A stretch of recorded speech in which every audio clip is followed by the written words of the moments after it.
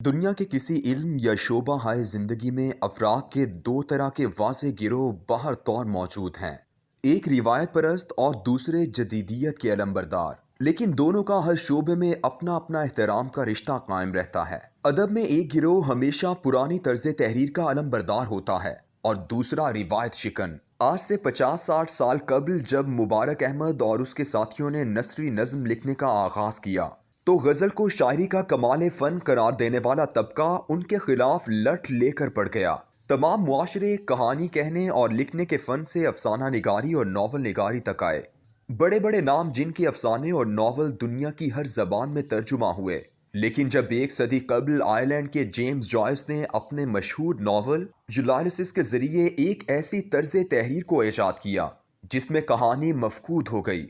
अफसाने का रब जाता रहा और सिर्फ फिक्रे की लज्जत और तशबीह और इस्तिआरे का हुस्न बाकी रह गया, तो बेशुमार क़दामत पसंद नावल निगार और अफसाना नवीसों ने उसे खलल दिमाग से ताबीर किया। उर्दू अदब में भी डेप्यूटी नज़ीर अहमद, मुंशी प्रेमचंद और सादत हसन मंटो से इंतज़ार हुसैन तक खूबसूरत कहानी तहरीर होती रही।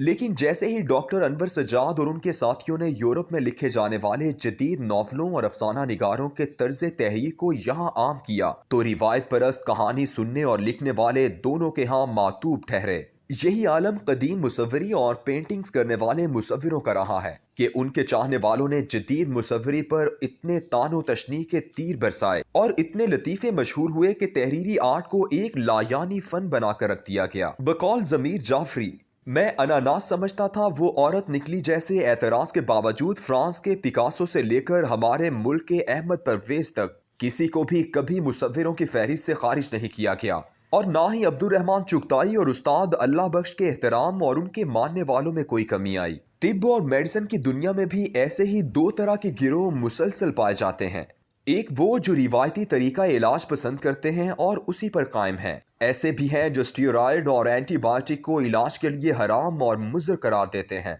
होम्योपैथिक में सिंगल रेमेडी यानी सिर्फ एक दवा का इस्तेमाल कदीम तर्ज इलाज है जिस पर बेशुमार डॉक्टर ईमान की हद तक अमल करते हैं, और उनके नज़दीक बहुत सी मल्टीपल दवाओं के इस्तेमाल का दर्जा शिर्क से किसी तौर कम नहीं है। माहिरीन दिमागी अमराज का एक तबका आज ECT यानी दिमाग के खुलियों को बिजली के झटकों से जिंदा करने को अहमियत देता है, जबकि अक्सरियत ऐसी है जो इसे मफरूज़े से ज्यादा अहमियत नहीं देती। यही आलम कदीम यूनानी तिब का भी है। दो तरह के हकीम आपको दुनिया भर में मिल जाएंगे, पुराने उसूलों पर कायम और उन्हें इलाज के लिए सूदमंद समझने वाले, और जदीद दुनिया की तहकीक के साथ दीगर नई अद्वियात को भी इलाज में शामिल करने वाले। मौसीकी के बाब में तो गुज़श्ता एक सदी से ये नज़रियाती इख्तिलाफ इस कदर वाज़े है कि क्लासिकल मौसीकी वाले फनकार या उनके दिलदादा जदीद मौसीकी को सुहाने रूह समझते हैं, जबकि जदीद मौसीकी के परवाने इस कदर ज्यादा हैं कि उनके नज़दीक कदीम क्लासिकी मौसीकी अब सिर्फ अजायब घरों की जीनत बन चुकी है।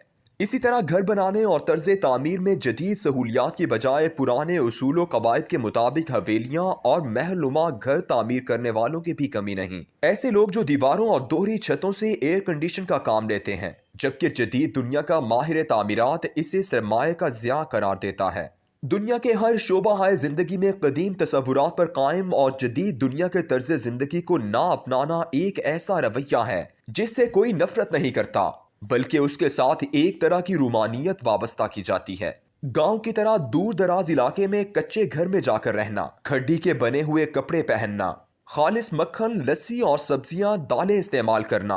कार की बजाय घोड़ों की बग्घी इस्तेमाल करना, और यूं अपने लिए एक ऐसा माहौल तख्लीक करना जो कई सदियां पुराना हो तो उसको रश की निगाह से देखा जाता है। दुनिया भर में हर जगह ऐसे शहर आबाद हैं जो जदीद शहरी जिंदगी, लाउड स्पीकर, मीडिया, न्यू आइंसाइन, ट्रैफिक के शोर, यहाँ तक के बिजली से भी दूर होते हैं। अमरीकी रियासत पेंसिल्वेनिया के रेड इंडियन कबीले आमिश के 4 लाख अफराद सोच समझकर इन तमाम जदीद सहूलियात को तर्क करके रह रहे हैं, और पूरी दुनिया के लोग उन्हें हसरत और हैरत के मिले जुले जज्बात से देख रहे होते हैं, और उनमें अक्सर ये ख्वाहिश भी रखते हैं कि काश वो भी ऐसी ही पुरसुकून दुनिया आबाद कर सकें। ये तमाम कदीम जदीद रवैयों का तसादुम सिर्फ नजरियात की हद तक नहीं, बल्कि अमली तौर पर पूरी दुनिया अपने हर शोबे में 2 गिरोहों में तकसीम है, लेकिन दोनों एक दूसरे का एहतराम भी करते हैं और इख्तिलाफ भी रखते हैं। کوئی کسی کو فرسودہ، جاہل، ترقی کا دشمن، جدیدیت کا مخالف، ہٹ دھرم اور ناکارہ نہیں کہتا، لیکن یہی معاملہ جب اسلام اور مولوی کے ضمن میں پیش آتا ہے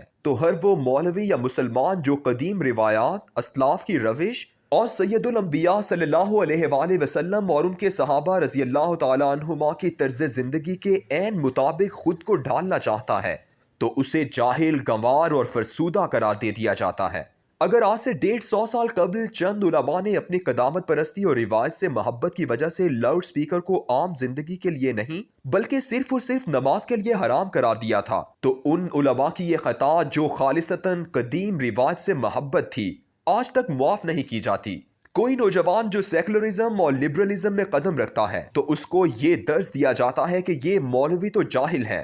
لاؤڈ سپیکر کو بھی حرام کہتے تھے۔ یہی معاملہ شروع میں کیمرے سے تصویر اتارنے کے بارے میں دیکھنے میں آیا۔ چند علماء نے اسے صرف اپنے لیے حرام قرار دیا، لیکن اسلام کے دشمنوں کی یادداشت اس قدر مضبوط ہوتی ہے کہ آج بھی اس عمل کو مولوی کو بدنام کرنے کے لیے استعمال کیا جاتا ہے۔ کوئی اتباع سنت صلی اللہ علیہ وآلہ وسلم میں اگر داڑھی رکھتا ہے، پگڑی پہنتا ہے، ٹخنوں سے اونچی شلوار پہن کر قدامت سے اپنا رشتہ قائم کرتا ہے تو اسے کوئی جدیدیت کا مارا محبت کی نظر سے نہیں بلکہ تفنن تباہ کے طور پر دیکھے گا۔ مولوی سے نفرت کی وجہ اس کا قدامت پرست لباس یا بود و باش اختیار کرنا نہیں بلکہ اسلام ہے۔ کسی سیکولر، لبرل یا ملحد کو کبھی ہندو پنڈت کے گیروے کرتے اور ماتھے کا تلک، یہاں تک کہ ننگے بدن گھومنے والے سے نفرت بھی نہیں ہوتی۔ کوئی بدھ بھکشوؤں کے لباس کا مذاق نہیں اڑاتا، پادری کے لمبے چوغے اور راہباؤں کے حجاب اور عبایا کو برا نہیں کہا جاتا، یہودیوں کی ٹوپی مذاق کا باعث نہیں ہے، بلکہ ان تمام مذاہب کے یہ لباس، رسم و رواج اور ان کا رنگ ڈھنگ جدید دنیا کے باسیوں کے لیے ایک خوبصورت جہان حیرت ہے،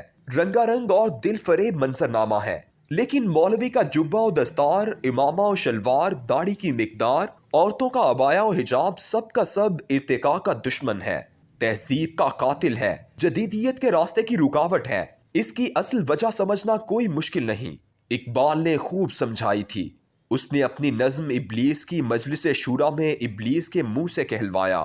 ہے اگر کوئی خطرہ مجھ کو تو اس امت سے ہے، جس کی خاکستر میں ہے اب تک شرار آرزو۔